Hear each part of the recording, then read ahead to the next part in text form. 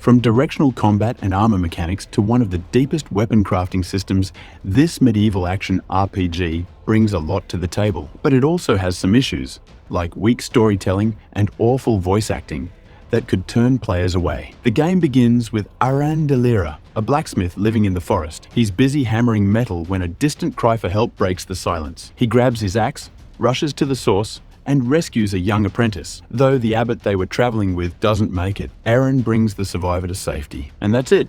No flashy cinematic, no deep lore explained, no engaging dialogue, just a quick text screen, one basic camera shot, and suddenly you're playing. Even for a demo, the lack of setup is surprising, especially when you compare it to other titles in this space like The First Berserker, Kazan, which had solid tutorials, cutscenes, and clear direction from the start.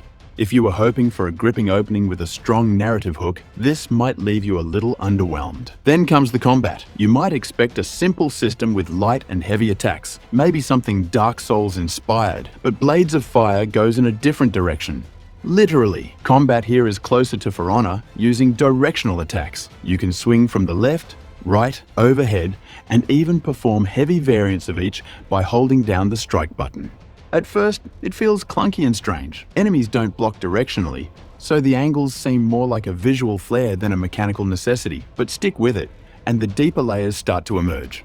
Soon, the game introduces different weapon damage types: blunt, pierce, and slash. Each type interacts differently with enemy armor. Some foes resist certain damage types. Others are immune. Thankfully, the targeting system helps by color-coding enemies to show their weaknesses. This simple feature makes weapon swapping both easy and strategic.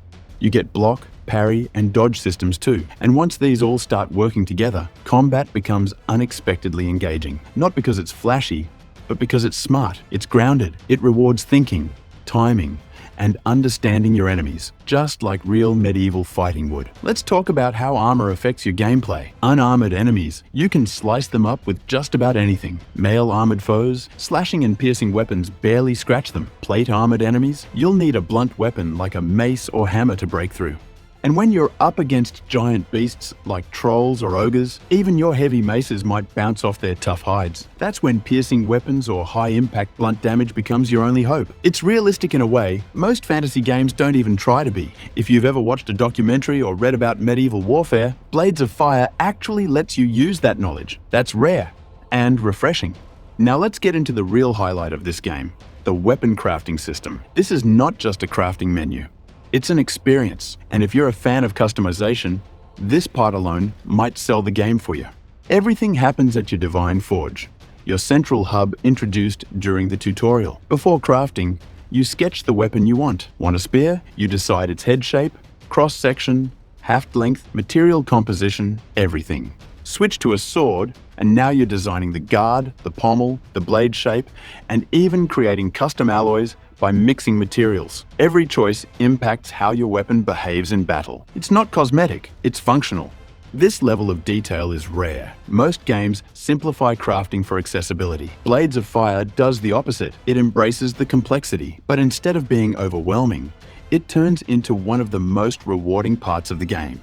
Crafting doesn't end with just selecting parts. You actually forge the weapon yourself using a minigame that mimics real blacksmithing techniques. You're not just clicking a button, you're managing sliders that represent the shape of the metal and striking it carefully to mold it into the right form.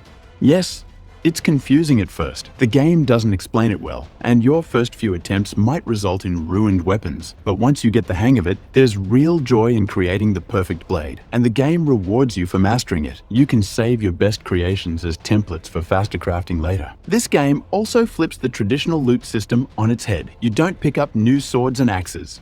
You earn blueprints and materials. Every enemy you face has their own weapon style, and beating them enough times unlocks the ability to craft their gear. There's also a clever mechanic called weapon altars. These are wooden statues of warriors holding certain weapons. If you interact with one while wielding the same weapon type, you unlock new parts for that weapon. It's a small but smart way to reward you for trying out different builds. And there's no in-game currency. Since everything is crafted, gold isn't necessary. But that doesn't mean dying is free of consequences. In Blades of Fire, when you die, you drop your currently equipped weapon. Fail to recover it, and it's gone for good. That risk adds real tension, especially when you're carrying your best creation into battle. The game uses a Dark Souls-style hub system where your forge also acts as a checkpoint. It's your save spot, resurrection point, repair station, and full crafting area. Every time you rest here, enemies respawn, so you're always balancing risk versus reward. It's a familiar system, but it fits perfectly with the game's themes and mechanics, especially since you're always returning here to upgrade, salvage, or craft new weapons. Unfortunately, not everything in Blades of Fire holds up. Let's start with the voice acting. It's rough, and not just rough in the demo quality way. The acting is flat, the audio quality is inconsistent. Worse, the characters don't feel alive. The Apprentice, in particular, might be one of the most annoying performances in recent memory. It's not just the delivery, it's the casting, the writing, and the tone. It all feels rushed. The storytelling doesn't improve things either. There's a lot of exposition, but very little actual plot progression. For a demo, you might expect hints of a deeper story, but even after several hours, there's no clear direction or payoff. If this doesn't change in the full release, the narrative could be a major weak point. So, is Blades of Fire worth playing based on demo? If you're into deep skill-based melee combat, realistic armor mechanics, and incredibly detailed weapon crafting, then yes, absolutely. This game has some of the most refreshing systems in the genre, and it respects your intelligence as a player. You'll feel like a real blacksmith warrior by the time you master its forge. But if you care a lot about voice acting, cutscenes, or story, you might want to wait for a full release and reviews. The lack of polish in those areas could be frustrating. Blades of Fire is a flawed but ambitious game that dares to do something different. And if you're tired of the usual fantasy formula, this might be the fresh experience you've been looking for. If this review helped you figure out whether Blades of Fire is your kind of game, don't forget to like and subscribe for more in-depth gaming reviews. Thanks for watching, and keep those blades sharp.